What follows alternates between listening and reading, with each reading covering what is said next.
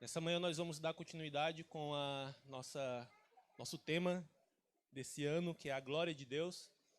Mas hoje nós vamos iniciar, como foi falado no início do culto, uma série de mensagens sobre o advento, a glória de Deus no advento.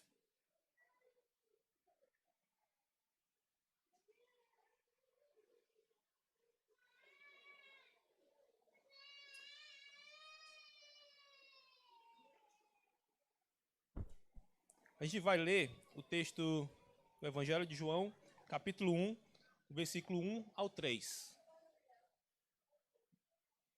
O texto diz assim: No princípio era o Verbo, e o Verbo estava com Deus, e o Verbo era Deus. Ele estava no princípio com Deus, todas as coisas foram feitas por ele, e sem ele nada do que foi feito se fez. Vamos orar.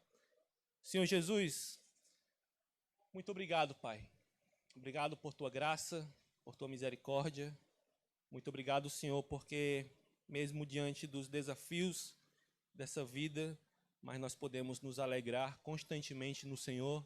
Nós podemos ter a certeza, Jesus, assim como foi cantado nessa manhã, que o Cordeiro venceu. Nós podemos nos alegrar porque nós fazemos parte da tua igreja. E nessa manhã, Senhor Deus, nós podemos estar aqui reunidos para louvar o teu nome, engrandecer o Senhor, aprender mais da tua palavra. E eu rogo a ti, Senhor Deus, que o Senhor possa estar nos confrontando por meio da tua palavra nessa manhã, nos edificando, nos consolando.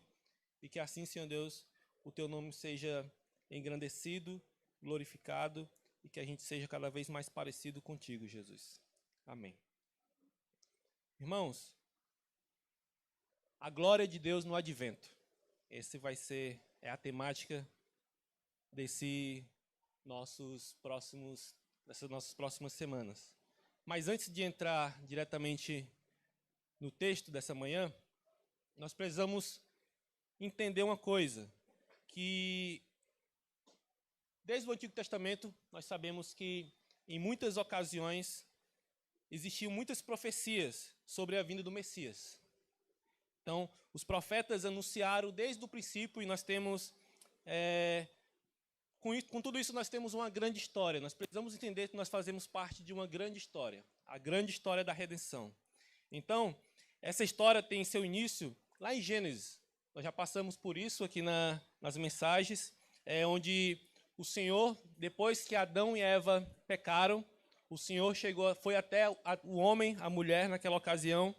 E em Gênesis 3,15, nós temos o que nós conhecemos como proto-evangelho, que diz: Porém, inimizade entre você e a mulher, entre a sua descendência e o descendente dela, este lhe ferirá a cabeça e você lhe ferirá o calcanhar.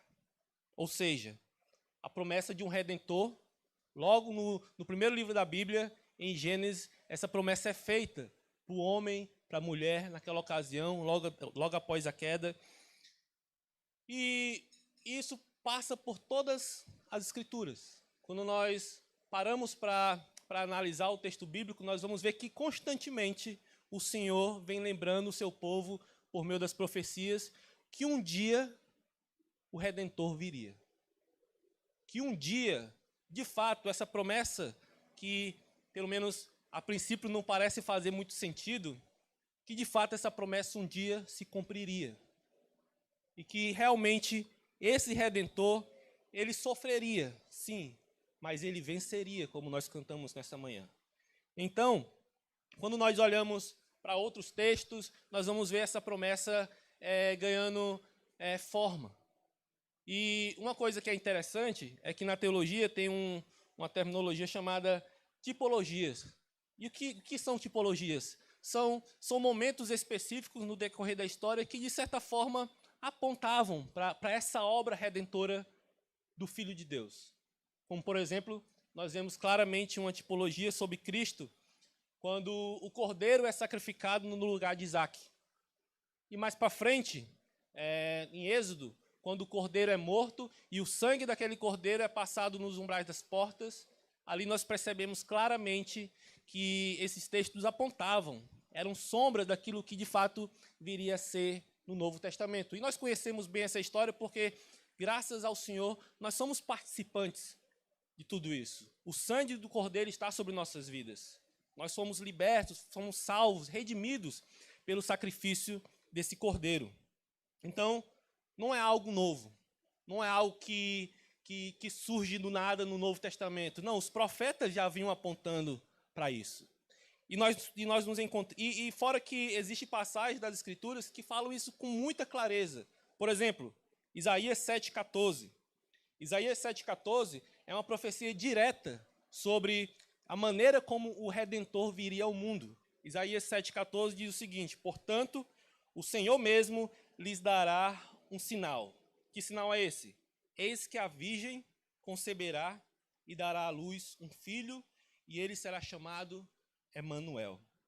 Essa profecia aparece, o cumprimento dessa profecia nós temos no início dos evangelhos, e esse texto é citado novamente no evangelho de Mateus. De fato, Cristo é o Emanuel. Ele nasceu, Deus conosco.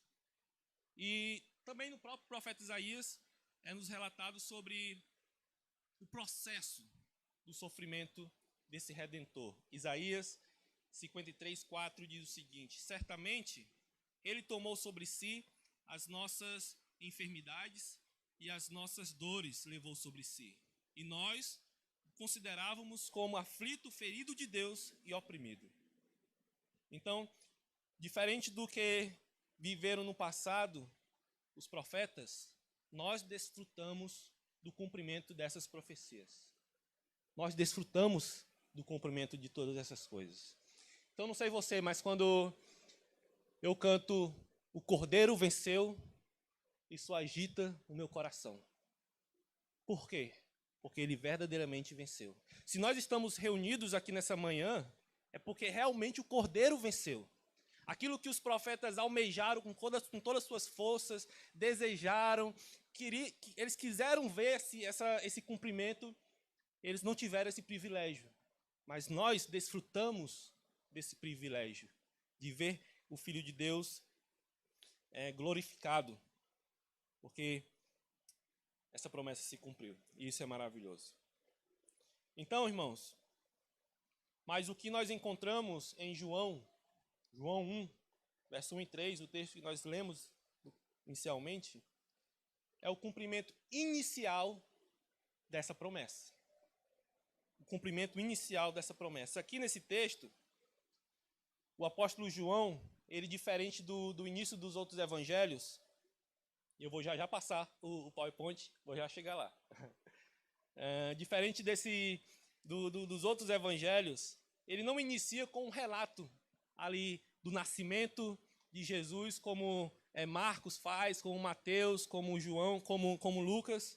Mas ele, diferente desses outros evangelhos, ele mostra de uma maneira muito magnífica. Ele trata o início do seu evangelho de uma maneira muito espetacular, nos mostrando verdades fundamentais que envolvem a vinda do Senhor em carne.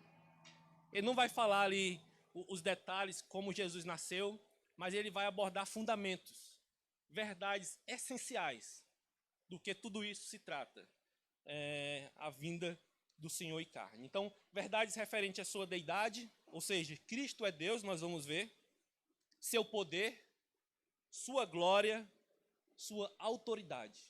São fundamentos, são verdades que João trata no início do seu evangelho. Então, dito essas coisas, nessa manhã, nós caminharemos sobre o seguinte tema. Vamos lá, me ajude. Vamos falar sobre a glória da divindade de Cristo. A glória da divindade de Cristo. Então, vamos lá. A primeira coisa que se destaca no texto que acabamos de ler é que no princípio era o Verbo. João inicia simplesmente com essas palavras. No princípio era o Verbo.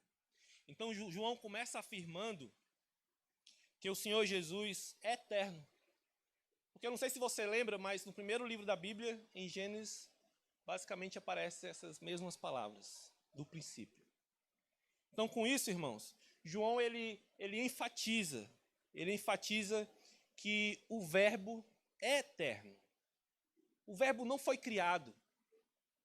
O Verbo não passou a existir junto com a criação, mas ele já existia na eternidade, ele já estava presente no início de todas as coisas. Então, o Verbo é eterno. Então, João, desde o início de seu evangelho, ele procura mostrar como Jesus, ele procura mostrar Jesus como aquele que sempre existiu. Ele procura fazer uma distinção de Jesus, diferente, por exemplo, dos anjos, que são criaturas de Deus.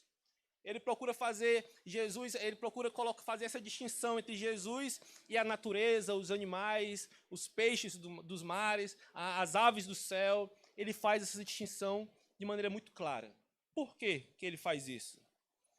A gente vai ver mais para frente. Então, ele não faz parte dos seres criados. E aqui é interessante abordar também o porquê que João ele vai usar essa palavrazinha, né? O verbo. Imagino que todos nós sabemos que no texto, nos escritos originais, é o logos, né? Essa palavra. Então, eu estava refletindo sobre isso, fazendo algumas leituras, e é importante entender um pouco também do contexto, do público que João ali estava direcionando esse evangelho, o contexto ali do primeiro século. E posso dizer que João ele agiu de uma maneira muito estratégica em utilizar essa palavra tão específica, porque aqui ele poderia usar qualquer outra palavra, mas ele se utiliza da palavra logos, o verbo. E verbo é uma das possíveis traduções dessa palavra, porque poderia também ser palavra, poderia ser razão. Então existe uma gama de possibilidades que poderíamos utilizar no lugar de verbo. Mas, olhando para o público de João basicamente tinha na frente dele ali gregos e judeus, gentios e judeus. E na época de João, essa palavra logos já havia sendo utilizada, porque no meio dos filósofos gregos já era um termo que despertava curiosidade. Já era um termo que eles procuravam tratar o logos como o fundamento, como aquele que dá ordem à criação. Os filósofos sempre procuravam saber como foi que o mundo passou a existir. Então eles ficavam pensando sobre essas coisas. E a palavra que mais se encaixava na mente do grego, do filósofo, nos seus debates, se tratando de algo fundamental para a vida, para a existência, era exatamente essa, o logos. E João usa qual palavra? O logos. E aí, no que se trata do público judeu, que também estava diante dele, o logos fazia referência direta ao chamar de Deus. Quando Deus fala, com o poder da sua palavra, todas as coisas passaram a existir. Quando ele vai também utilizar basicamente a mesma palavra ali no Pentateuco, no chamar, e certamente usando uma palavra, um palavreado, né, como nós falamos aqui, ele basicamente conseguiu matar 2 coelhos de uma cajadada só. Então ele usa essa palavra, o logos, e eu posso até imaginar, irmãos, que quando ele usa essa palavra, o pessoal da época, opa, que negócio é esse? No princípio era o logos? Então, alguma coisa interessante vem aí. E com isso ele chamou a atenção de uma maneira muito artística, né, do público da época dele.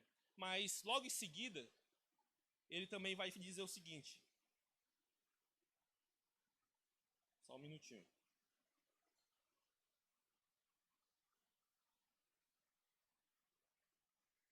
Logo em seguida, ele também, com isso, ele vai afirmar que Cristo é superior a todas as coisas criadas.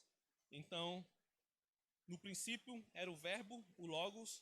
Além dele estar afirmando que o logos é eterno, ele também, em outras palavras, claramente o logos aqui é Cristo, ele vai dizer que Cristo é superior a todas as criaturas. E isso ele não aborda só nesse início do seu evangelho. Porque olha só o que Jesus fala lá no mesmo evangelho, no evangelho de João, capítulo 17, versículo 5. Jesus vai falar o seguinte: e agora, ó Pai, glorifica-me contigo mesmo com a glória que eu tive junto a ti antes que houvesse mundo. O próprio Jesus, nesse evangelho, ele afirma que ele é eterno, que ele é diferente das criaturas. Por quê? Porque ele sempre existiu e ele é superior. Então veja só. Dessa maneira, irmãos, Cristo é superior a toda criatura ou poder temporal. Com isso nós podemos, quando nós falamos que Cristo é superior, nós podemos sim afirmar que não existe nenhum tipo de governo nesse mundo, nem antes, nem hoje, nem futuramente, que possa se comparar a Cristo. Por quê? Porque ele é superior. E essa superioridade, como eu tenho falado, não é só de coisas que a gente pode pegar, mas de poderes também, governamentais, de poderes até no que diz respeito a poderes atômicos mesmo. Cristo é superior, porque tudo existiu por meio dele. Então é importante para nós nessa manhã ter isso muito bem estabelecido dentro de nós, no nosso coração, no nosso intelecto. Por quê? Porque se nós passamos a olhar a Cristo de uma maneira inferior a todas essas coisas, nós vamos se enquadrar dentro de muitas heresias que existiram e que existem até hoje, em falar que Cristo é apenas mais um Deus existente, um Deus com D minúsculo. E não é isso que as Escrituras afirmam sobre a pessoa de Cristo. Olha só, Colossenses 1,18 vai falar o seguinte: ele é a cabeça do corpo, que é a igreja. Ele é o princípio, o primogênito dentre os mortos, para ter a primazia em todas as coisas. Ele é o princípio. Se nós estamos aqui hoje, se o mundo existe hoje, é porque Cristo era. Ele era. Então nós precisamos ter isso muito bem estabelecido. E aí João continua. João vai falar: e o verbo estava com Deus. O apóstolo nos mostra com clareza que o Senhor Jesus Cristo é uma pessoa distinta de Deus, o Pai. E aqui é um assunto bem delicado. Vamos ver o porquê. O verbo estava junto a Deus, face a face, em outras palavras, com Deus Pai. Ele estava, não era que o verbo fosse uma energia que saía do Deus Criador. Não, o verbo é uma pessoa. Cristo estava com Deus, lado a lado, junto a Deus, face a face ali no princípio, quando as coisas estavam sendo criadas. E isso de fato nos mostra que o verbo, que Cristo é uma pessoa distinta da pessoa do Pai. Mas nós vamos entender isso melhor. Porque veja bem, mas graças a Deus que logo em seguida, para clarear nossa mente, João vai dizer que o verbo era Deus. Ele era Deus. E aqui não quer dizer que ele era, mas não é mais. É só uma forma, que eu posso dizer, uma forma poética que João lidou ali com seu evangelho. Não no sentido que não era literal, mas só para se enquadrar aqui na beleza da maneira como ele vai escrevendo. Então, aqui João afirma que Jesus é Deus.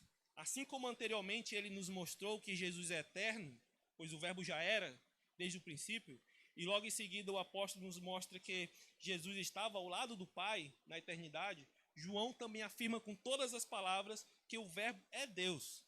Então, dessa forma, irmãos, aprendemos que na divindade, quando se trata da divindade, e aqui nós sabemos muito bem, Pai, Filho e Espírito Santo, nós podemos abordar essa questão de uma maneira muito clara, porque a Escritura é clara com isso.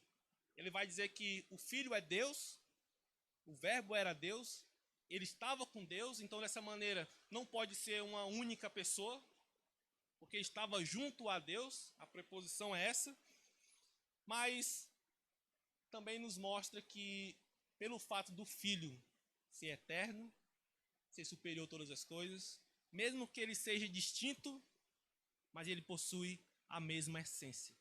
a mesma natureza. Então, com isso, irmãos, não é contraditório quando Jesus afirma, lá em João 10:30, o seguinte: eu e o Pai somos um. Eu e o Pai somos um. E aqui eu falo na pessoa do Filho, porque nós sabemos que na divindade são 3 pessoas distintas, Pai, Filho e Espírito Santo. O Espírito Santo é um assunto para uma outra pregação. Mas para entendermos isso melhor, existe um diagrama muito famoso que nos ajuda a entender um pouco sobre a Trindade. Olha só. O Pai é Deus, o Filho é Deus, o Espírito Santo é Deus. Porém, o Pai não é o Filho. O Pai não é o Espírito. E assim se segue como está aí perfeitamente descrito nesse diagrama. Existe eu também quero mostrar essa citação desse teólogo que me chamou muita atenção. Ele diz o seguinte: desde a eternidade, onde quer que Deus Pai estivesse, ali também estava o Verbo, o Deus Filho, iguais em glória, coeternos em majestade, porém uma só divindade. Esse é um grande mistério. Feliz é aquele que o recebe com a atitude de uma criança sem tentar explicá-lo. Estava até conversando com o Eliade logo no início, porque, irmãos, para nós, às vezes, fica meio confuso de entendermos, porque não existe nada nesse mundo físico que tem essas mesmas características. Não existe nada. Até estava falando com ele que, no início da minha caminhada, eu gostava de falar, para entender a Trindade é só pegar um ovo. Né? Tá ali a casca, a gema, a clara ali, uma só pessoa, 3 coisas ali. Rapaz, é uma dinâmica interessante. Ou então o gelo, né? Sólido, líquido, gasoso, estado, mas quando nós vamos quando nós tentamos enquadrar essas coisas naquilo que as Escrituras nos ensinam sobre a Trindade, não tem como, não dá. Porque, veja bem, 3 pessoas distintas, mas que possuem a mesma essência. Não existe nada que seja 3 distintos aqui, 3 coisas distintas na nossa realidade, no mundo físico, mas que possuam a mesma essência. Então é por isso que, para muitas pessoas, a conta não bate. Mas uma coisa é certa: o Filho é Deus, o Verbo é Deus, Ele e o Pai são um só. E existe trecho nas Escrituras, quando vai falar sobre isso, mostram claramente a ação das 3 pessoas acontecendo no mesmo tempo, no batismo de Jesus. Deus brada lá do céu: esse é meu Filho amado. E o Espírito vem como forma corpórea de uma pomba e desce sobre Jesus. Então, é herético dizer que existe muitos que acreditam em um só ser, né, que são os famosos unicistas, mas não existe base bíblica para isso. Não existe base bíblica para isso. Então, como eu falei, existem muitas referências no Novo Testamento sobre a deidade de Jesus. Eu quero ler alguns com os irmãos. Mateus, capítulo 1, versículo 23, vai afirmar que Jesus é Deus, dizendo o seguinte: eis que a virgem conceberá e dará à luz um filho, e ele será chamado pelo nome de Emanuel. O mesmo texto de Isaías. E Emanuel significa o quê? Deus conosco. Ele é Deus, irmãos. Ele é Deus. Marcos, eu gosto muito desse texto. Marcos capítulo 1, Marcos 2, versículo 1 ao 12. Nós não vamos ler o texto todo, mas fala sobre o momento que Jesus ele tem um encontro ali com um paralítico. E naquela passagem belíssima, o texto vai dizer que Jesus vai mostrar vai revelar a sua deidade ali para aqueles religiosos da época, dizendo: olha, o que é mais fácil, dizer ao paralítico ande, ou estão perdoados os teus pecados, ou levante-se e ande. E certamente aqueles religiosos da época sabiam que só quem poderia perdoar pecados era que é Deus. E Jesus, além de perdoar os pecados daquele homem, ainda fez uma cura espetacular, mostrando a sua deidade. Existe outro texto também muito conhecido, João, capítulo 20, versículo 28, onde o próprio Tomé, depois de ver Jesus ressuscitado, depois de ele ver ali tocado nas feridas, nas mãos, do lado, Tomé vai declarar o seguinte, João 20, 28. Ao que Tomé respondeu: Senhor meu e Deus meu. Tomé afirma isso. Lá em Tiago, vai dizer o seguinte, Tiago 2:1. Meus irmãos, vocês não podem ter fé em nosso Senhor Jesus Cristo, o Senhor da glória, e ao mesmo tempo tratar as pessoas com parcialidade. Tiago, e sem ele nada do que foi feito se fez. Com isso, nós entendemos que o Filho é Senhor e Criador. E Criador. O Filho é Senhor e Criador. Colossenses 1,16 diz: pois nele foram criadas todas as coisas nos céus e sobre a terra, as visíveis e as invisíveis, sejam tronos, sejam soberanias, quer principados, quer potestades, tudo foi criado por meio dele e para ele. Salmo 148, versículo 5 diz o seguinte: louvem o nome do Senhor, pois ele deu uma ordem e foram criados. Ele deu uma ordem e foram criados todas as coisas. Ele é Criador. Com todas essas coisas, irmãos, nós podemos, sem temor, sem medo, sem dúvida alguma, afirmar verdadeiramente que Jesus Cristo é Deus.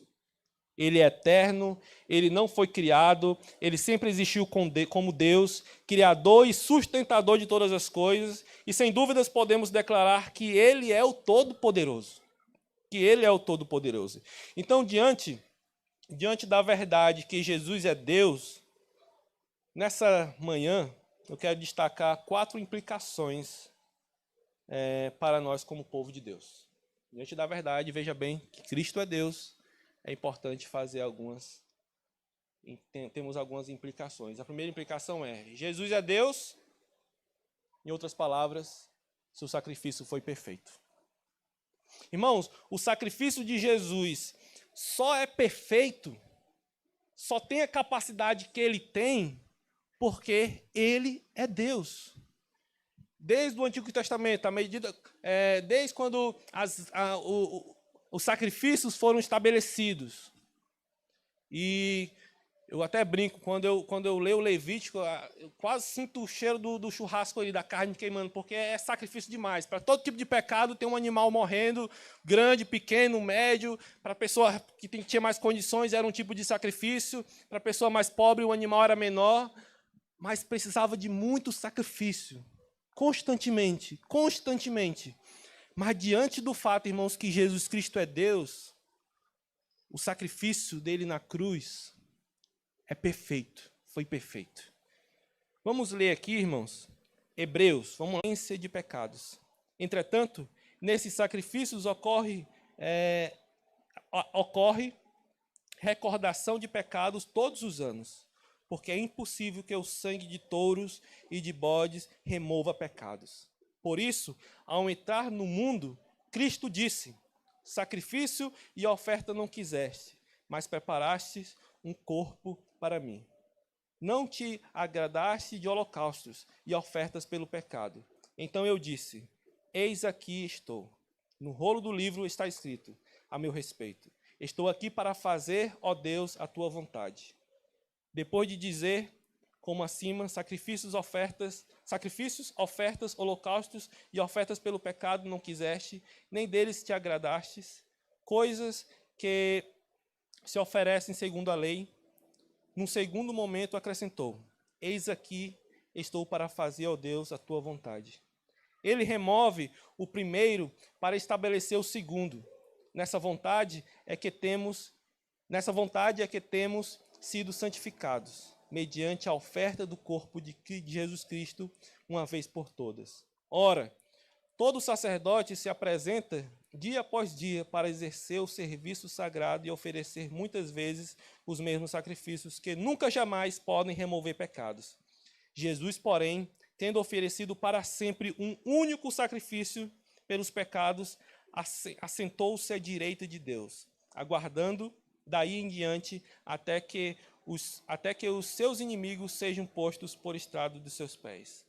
Porque com a única oferta aperfeiçoou para sempre os que estão sendo santificados.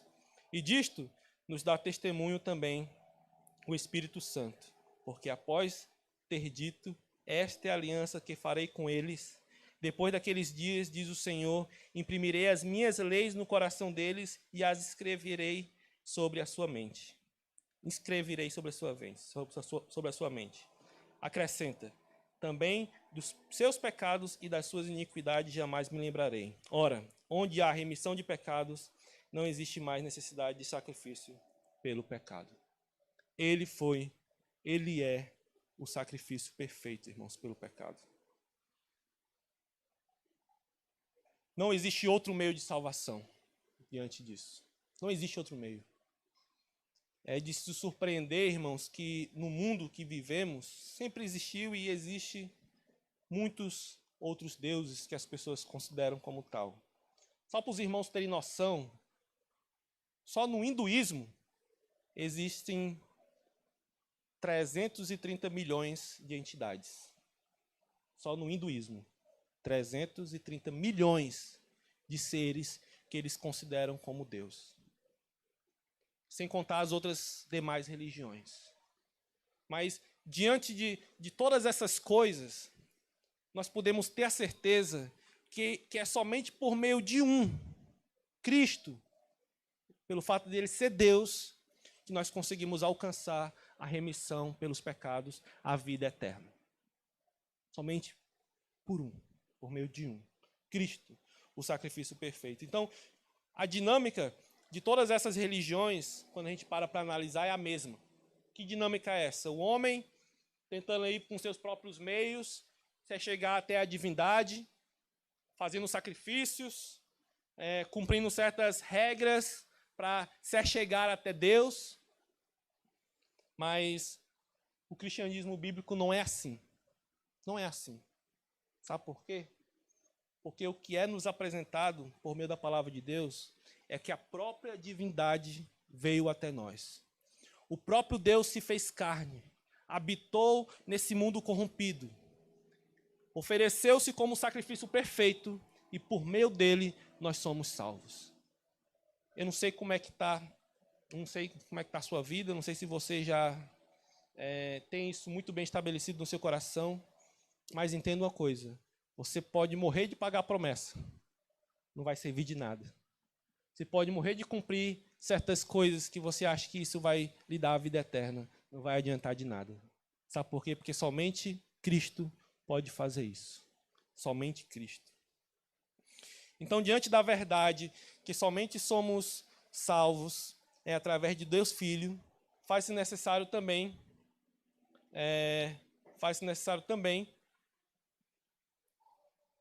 fazermos algumas perguntas em relação à nossa salvação que Ele nos deu, que Ele nos ofereceu. Somos salvos para quê, irmãos? Somos salvos para quê? Somos salvos somente com a ideia de morar no céu? Será que esse sacrifício perfeito só carimba o nosso passaporte para irmos diretamente para o céu? Então a nossa alegria é essa, de ir para o céu? Ou será que nós somos salvos simplesmente para termos comunhão uns com os outros aqui? Vir para o culto, engrandecer o nome do Senhor, conversar uns com os outros. Tudo isso é muito bom. É uma paz que só Cristo pode nos dar. Certeza da salvação. Nós vamos para o céu. Nós estaremos com Ele. E também é muito bom ter comunhão uns com os outros. Mas eu posso dizer que isso não é tudo. Por quê? Porque nós somos salvos, irmãos, para glorificar a Deus por meio do nosso testemunho pessoal. E por meio e também fazendo discípulos de todas as nações. Se você se gloria em achar que, uma vez salvo, salvo para sempre, então meu passaporte está carimbado para o céu. Isso não é tudo, irmãos. Entenda que nós somos salvos para glorificar, só lhe deu glória, para glorificar o Senhor em todo o tempo. E isso acontece, resumindo aqui, em duas coisas: nosso testemunho pessoal e nossa proclamação do Evangelho, para assim fazer discípulos, assim como ele deixa claro na grande comissão. Outra coisa, Jesus é Deus, já passei por isso. Então, Jesus é Deus. Isso garante, sim, a nossa segurança da nossa salvação. Isso garante a nossa salvação. A segurança, nós estamos seguros no Senhor. Se Ele não fosse Deus, meu irmão, a gente não teria paz. A gente acordaria, dormiria, não, hoje eu vou para o céu, legal. Mas se Jesus não fosse Deus, muito provavelmente no dia seguinte, por causa de algum vacilo ou outro ali, você diria, poxa, perdi minha salvação. Mas não é bem por aí. Por quê? Porque nossa salvação está segura em Cristo Jesus. Então, Efésios capítulo 1, versículo 13 ao 14, vai dizer o seguinte: nele, Cristo, também vocês, depois que ouviram a palavra da verdade, o evangelho da salvação, tendo nele crido, é isso mesmo? Tendo nele também crido, receberam o selo do Espírito Santo, da promessa. O Espírito é o penhor, ou seja, a garantia da nossa herança até o resgate da sua propriedade em louvor da sua glória. Irmãos, nossa salvação está garantida, sim. Está garantida. Em Romanos 8,30 vai dizer, e aos que predestinou, a esses também chamou. E aos que chamou, a esses também justificou. E aos que justificou, a esses também glorificou.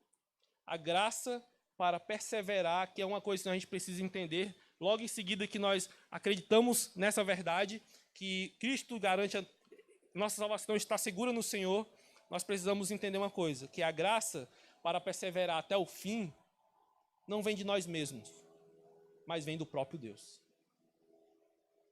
Se você está firme, não é mérito seu, não é mérito meu. Nós estamos firmes, seguros no Senhor, porque é Ele que nos garante isso. É Ele que nos mantém seguro. Filipenses 1,6 vai dizer, estou certo de que aquele que começou boa obra em vocês há de completá-la até o dia de Cristo Jesus. Eu acho interessante também o texto lá em Judas, versículo 24, quando diz, e ao Deus que é poderoso para evitar que vocês tropecem e que pode apresentá-los diante da sua glória com grande alegria. Tá vendo? É um negócio assim impressionante. Porque até a segurança é Ele que nos garante. Nós estamos seguros nele. A graça de ter nossa salvação segura no Senhor nos mostra que somos verdadeiramente pequenos. Isso deve gerar um coração humilde diante de qualquer coisa. Mas ao mesmo tempo também nos mostra que Ele é verdadeiramente grande. Nós não temos motivo algum para nos gloriar em nós mesmos. Não temos motivo nenhum. Não temos. E isso tem que gerar esse sentimento, essa humilhação nesse sentido. Essa humildade. Nós não podemos ser melhor do que ninguém, porque todo mundo está no mesmo barco. Todos nós, os filhos de Deus, discípulos de Jesus, nós dependemos dele. Então, não tem como eu olhar para um irmão e achar que eu sou superior a ele só porque o irmão luta com um determinado pecado e eu não. No final das contas, é ele que nos garante, é ele que nos segura. Terceira coisa.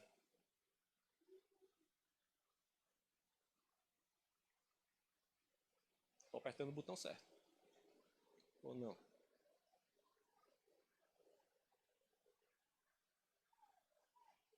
Só um minutinho. A terceira coisa é que deixar de fazer algo que Jesus ordena que façamos é desconsiderar seu senhorio. Lembrando que ele é Deus, viu? Quero frisar isso. Então, olha só, deixar de fazer algo que Jesus ordena que façamos é desconsiderar seu senhorio. Em outras palavras, é pecar contra o Deus Todo-Poderoso. Então, quando você se depara com certas ordens de Jesus no Novo Testamento, e obviamente todas as Sagradas Escrituras, porque a Bíblia é a palavra de Deus, segundo Timóteo deixa isso muito claro. Então, quando nós deixamos de fazer, desconsiderar essas coisas, nós estamos desconsiderando o senhorio de Jesus, ou seja, pecando contra o Deus Todo-Poderoso. E aqui eu poderia destacar várias diretrizes, vários momentos onde a Escritura deixa registrado mandamentos diretos do Senhor para nós, mas não podemos esquecer que como igreja, olha só, nós somos a igreja de Deus em missão no mundo. E tendo esse coração que quer ver povos se convertendo ao Senhor, eu vejo que o que está escrito, o que está explícito claro na grande comissão de Mateus, às vezes se transforma na grande omissão de Mateus. Porque pensa só, Cristo nos deu uma ordem clara, uma diretriz clara. E essa diretriz tem um peso todo especial, por quê? Porque Ele é Deus. É isso que é essa temática dessa manhã, a divindade de Cristo. Ele é Deus. João afirmou isso. Então, nós temos que lidar com essas diretrizes, com esses mandamentos, como uma ordem clara do próprio Deus. Então, deixar de fazer isso é viver de maneira contrária ao que nosso Deus requer de nós. E eu espero que na sua mente se destaque a grande comissão. Obviamente que é importante fazer uma observação aqui, que eu falo isso dessa maneira, não para gerar um sentimento de miserabilidade, não sei nem se é essa palavra no seu coração, mas é para destacar que isso é um privilégio. Isso é um privilégio. Lembra que eu falei no início? Nós fazemos parte de uma grande história.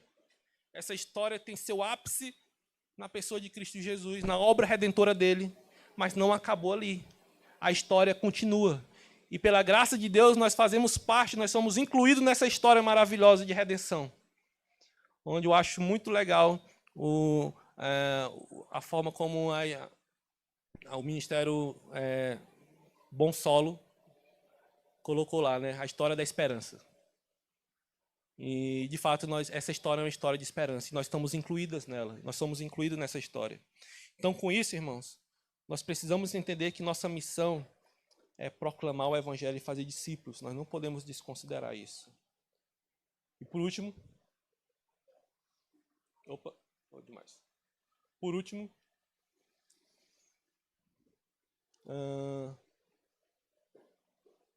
nós podemos... Se Jesus, de fato, é Deus e Ele é... Eu acabei esquecendo o outro ponto, irmãos. Não está aí, viu, Bruno? Relaxa. O último ponto é, Jesus é Deus, sim. Dessa maneira podemos viver livres das ansiedades dessa vida, pois Ele está conosco em todo o tempo. Nós podemos viver livres dessas ansiedades que tanto tormenta o mundo hoje em dia, né?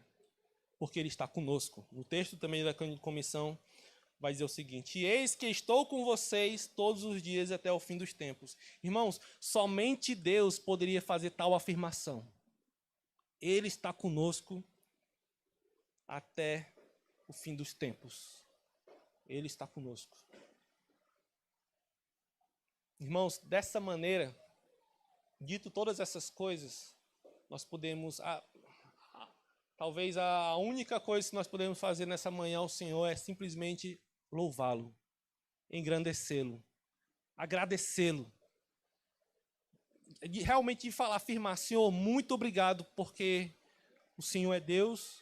Muito obrigado porque no plano eterno de redenção do Senhor, o Senhor já olhava para mim. Muito obrigado por nos selar com teu Espírito. Muito obrigado, Senhor Deus. Porque certamente, se fosse depender de nós, todas essas coisas nós já estávamos perdidos. Mas Ele é Deus. Então, para concluir, quero concluir simplesmente com uma oração de agradecimento ao Senhor. Louvar o seu nome por tudo aquilo que Ele fez e por tudo aquilo que Ele é. Amém? Jesus, muito obrigado, Pai. Nós realmente te louvamos, te agradecemos por tudo que o Senhor fez, por essa certeza da salvação que nós temos, pelo teu sacrifício perfeito, e tudo isso, Senhor Deus, porque o Senhor é Deus. Senhor Jesus, o Senhor é Deus, sim. Nós afirmamos isso, Pai. Então, nos ajuda a perseverar. Nos ajuda, Senhor Deus, a se santificar diariamente, Senhor Deus. Nos ajuda, Senhor Deus, a cumprir a Sua missão. De proclamar o Evangelho, de fazer com que outros também exalte e engrandeçam o Teu santo nome, Senhor. Em nome de Cristo Jesus. É assim que eu te louvo e te agradeço nessa manhã, Pai. Amém.